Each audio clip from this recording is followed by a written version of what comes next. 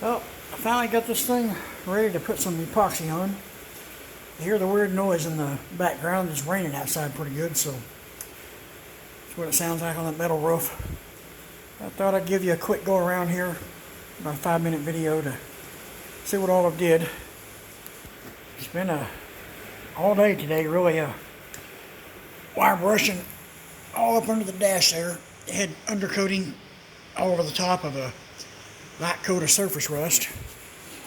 So I went ahead and took the angle grinder and the wire brush and I just took the biggest part of it down to bare metal.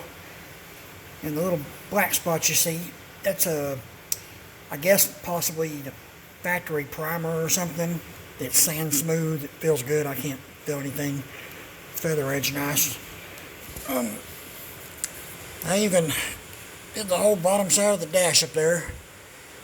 There's parts up there that I just couldn't get to with the wire brush on the angle grinder. There's still a bit of surface rust. I've cleaned it off with lacquer thinner and everything. I really hate to leave it. I tell you what, I'm probably just going to go get a piece of 80 grit by hand and sand that before I prime it and tack off the floor here again. But I went all around. Got everything that I could without taking the steering column out. I even wire brushed the whole steering column on the bottom half there. I did the bracket where the steering column bolts up the dash. Wire brushed all that.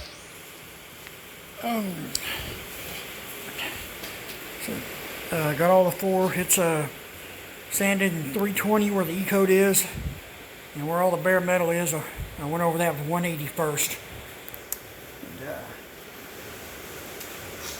All that back there in the back, I went over that with the 80 grit first, then 180, and then I went over it with 320, and I wiped it all down with lacquer thinner twice, and then I used wax and grease remover twice. I've also got the rear deck tray, the package tray, whatever you want to call it.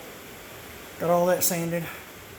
It had undercoating all over it too. So I had to wire brush all that off and then sand all of it. And, I sanded all the flat areas with a DA and 80 grit and went back over it with 180 and all down to the grooves. I hit that with 80 grit and went back over it with 180. And since it's going to be covered up, I'm not worried about any scratches there. The main reason why I did the 4 and 320 is because, you know, it's going to be painted satin black. And I know that's not factory for a Mopar. These are painted the same color as the interior of the car, but we're making sure that we have enough paint to paint all the door jambs and everything else. And I want to make sure I have paint left over so we can have to do any repaints or touch-ups. I got paint. So I bought 2 gallons, which should be plenty, but I just didn't want to take a chance because we didn't anticipate painting inside the 4-pan. We are going to paint inside the trunk because the customer requested she wants that done. And, what I'm going to do right now is my epoxy. I'm going to spray it back. And, you see that first line there where my finger's going across? I'm going to make the epoxy go back right to where the trunk starts rolling down and dropping off. You know, right behind the rear axle there. What I'll do is then whenever we get ready to do the trunk, I'll sand all that, do the epoxy in there, and then put the paint on it. And then I gotta cover all this up good with some good paper and do the bodywork stuff on the outside and get it primered and then get it painted.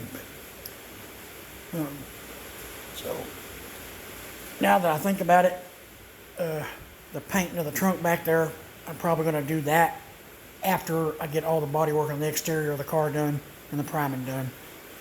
So that way I can have it painted, then let it dry a day or two, and then come out and sand all the rest of the car and then get it painted.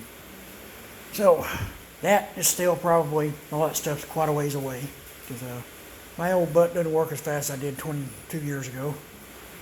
But that's my update for tonight.